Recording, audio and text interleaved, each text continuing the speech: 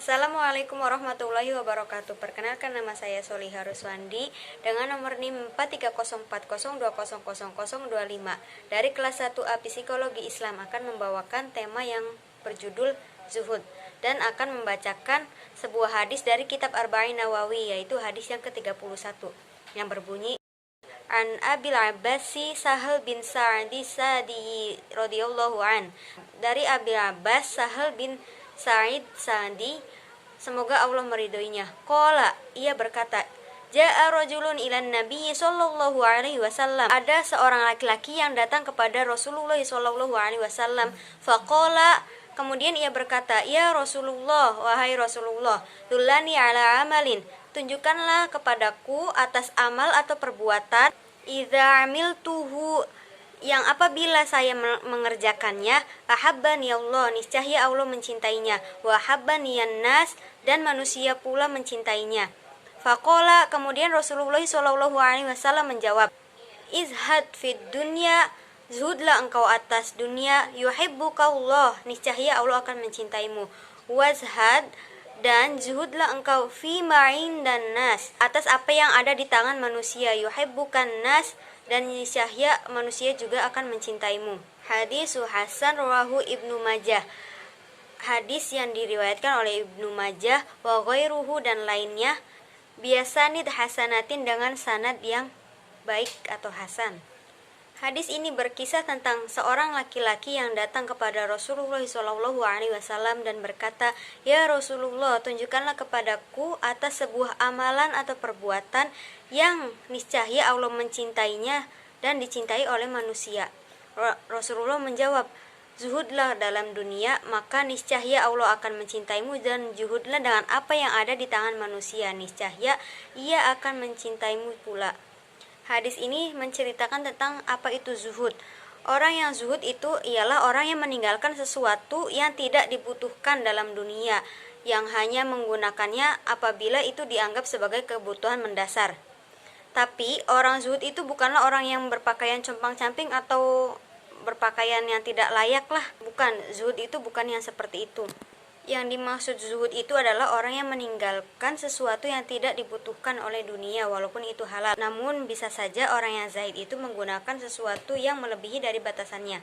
Imam Ats-Tsauri mengatakan, kita tidak boleh bersaksi atau menghakimi kalau seseorang itu zahid karena pola hidup dan cara berpakaiannya.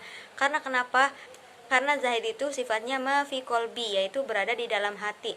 Jadi zahid itu tidak bisa dilihat oleh mata, karena terkadang seseorang itu zahir dan batinnya berbeda. Apabila dia zahirnya berpakaian mewah, berpakaian bermerek, tapi dalam hatinya dia tidak ada cinta atau kecintaan terhadap barang tersebut, yang apabila ia gunakan, dia tidak akan merasa bangga dengan apa yang dia gunakan.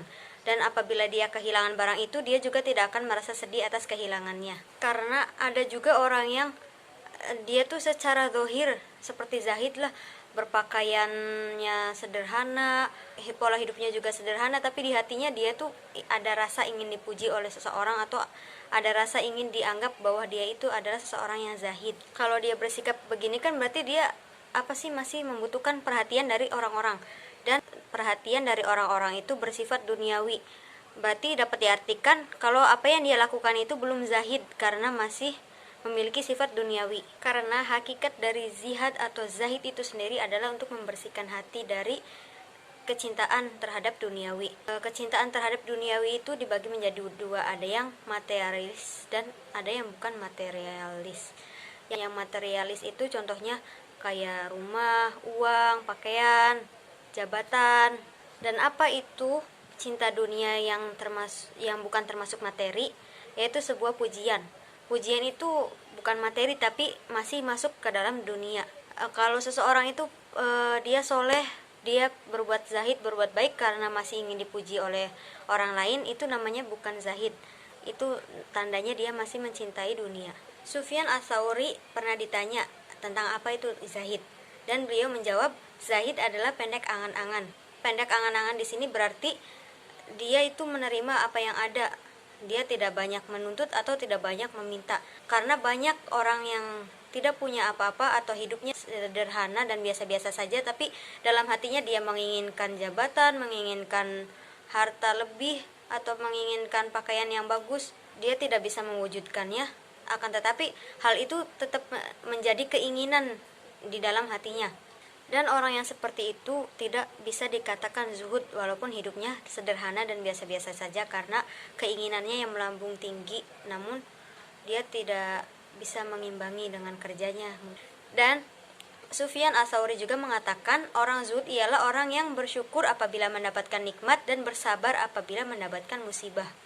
Sedangkan zahid menurut Syekh Az-Zuhri yaitu orang zahid itu tidak tergoda oleh barang-barang yang haram dan tidak tertipu oleh barang-barang yang halal.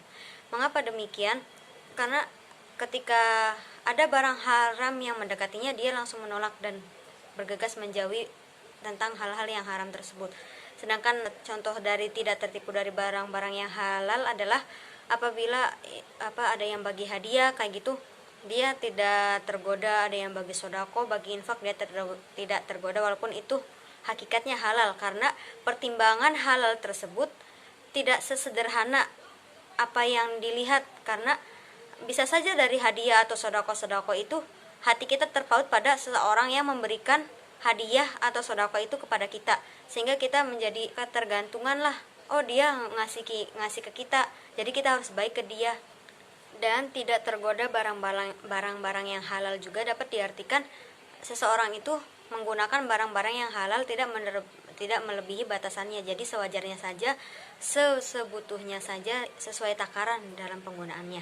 Sedangkan Wahab bin Zuhud pernah mengatakan bahwa zuhud itu ialah hendaklah kamu tidak bangga akan terhadap apa yang kamu dapatkan dan tidak sedih ketika kehilangan barang yang telah kamu dapatkan.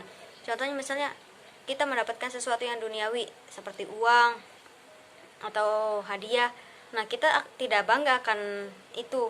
Dan ketika Allah mengambil barang yang apa kita dapatkan, kita juga tidak sedih atau kepikiran terus, kok barangnya hilang, kemana ya, kayak gitu. Enggak, seorang yang zuhud tidak seperti itu. Kalau kita mengungkap semua pendapat para ulama tentang zuhud itu akan banyak sekali dan berbeda-beda pendapat. Namun kesimpulan simpelnya yaitu apa yang dikatakan oleh Imam Nawawi. Kalau zuhud itu ialah menggunakan barang secukupnya sesuai kebutuhan kita, dan dia meninggalkan sesuatu yang tidak diperlukannya. Itu adalah hakikat zuhud yang dikatakan oleh Imam Nawawi. Dan menurut Imam Ahmad, beliau mengatakan bahwa zuhud itu memiliki beberapa tingkatan. Tingkatan yang pertama adalah meninggalkan segala yang dilarang. Meninggalkan segala yang dilarang ini bukan hanya sesuatu yang haram, akan tetapi sesuatu yang halal juga bisa menjadi haram. Contohnya apa? Contohnya adalah israf, yaitu berlebihan.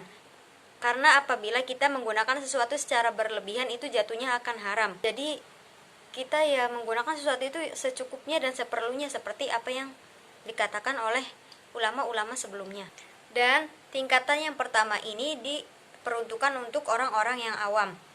Sedangkan tingkatan yang kedua adalah meninggalkan yang diperbolehkan tetapi bersifat berlebihan. Contohnya menggunakan baju bermerek. Kita boleh saja menggunakan baju yang bermerek, tapi di dalam hati kita tuh tidak boleh ada rasa ingin pamer atau rasa bangga. Kita melakukan ini karena pilihan, bukan karena keterpaksaan. Karena zahid itu merupakan pilihan, bukan keterpaksaan. Dan tingkatan kedua ini masuk ke kategori khawas atau orang yang khusus, yang hanya sebagian kecil dari orang-orang yang telah menyampai level ini. Level yang ketiga adalah meninggalkan semua hal-hal yang dapat memalingkan diri kita terhadap Allah. Contohnya apa? Ngobrol. Nah, kalau kita ngobrolnya tentang ilmu, tentang kemaslahatan, itu masih baik. Sedangkan yang kita obrolkan itu apa sih? Keburukan orang lain, kejelekan orang lain. Itu tentu saja dapat memalingkan kita dari Allah, masuknya kan ghibah. Dan level yang ketiga ini adalah level yang paling tinggi. Intinya meninggalkan sesuatu yang dapat mengalihkan dia dari Allah. Dengan kata lainnya, kita meninggalkan sesuatu yang tidak bermanfaat. Dan level yang ketiga ini sudah termasuk orang yang sempurna tingkat kezahidannya. Dapat disimpulkan kalau zahid itu boleh memiliki dunia atau dia memiliki dunia tapi tidak ada kecintaan dalam hatinya atas dunia tersebut. Jadi ya dia memiliki hanya sekadar buat kebutuhan semata, bukan dia memiliki karena dia mencintainya.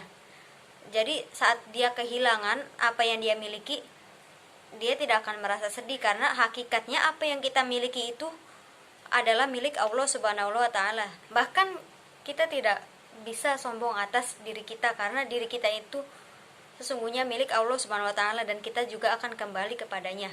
Jadi hadis ini tuh berbicara tentang zuhud. Zuhud yang pertama adalah zuhud supaya dicintai Allah, dan zuhud yang kedua itu supaya dicintai oleh sesama manusia. Bagaimana caranya agar kita dicintai oleh Allah? Yang pertama adalah kita harus izhad fid dunia atau zuhud terhadap dunia. Dengan cara apa? Dengan cara membuat hati kita itu tidak terpaut kecintaan kepada dunia, yang membuat pola hidup kita itu menjadi disetir oleh dunia atau diperalat oleh dunia itu sendiri. Dan yang kedua itu agar kita dicintai oleh manusia. Maka wajhad fi ma'in dan nas, yaitu zuhud dari apa yang ada di tangan manusia dan tidak berharap untuk merebut apa yang ada di tangan orang lain agar menjadi milik kita. Kurang lebihnya saya minta maaf apabila ada kekurangan atau kesalahan kata, karena sesungguhnya kekurangan itu hakikatnya ada pada manusia dan kesempurnaan hakikatnya ada pada Allah Subhanahu wa taala. Wabillahi taufiq wal hidayah. Wassalamualaikum warahmatullahi wabarakatuh.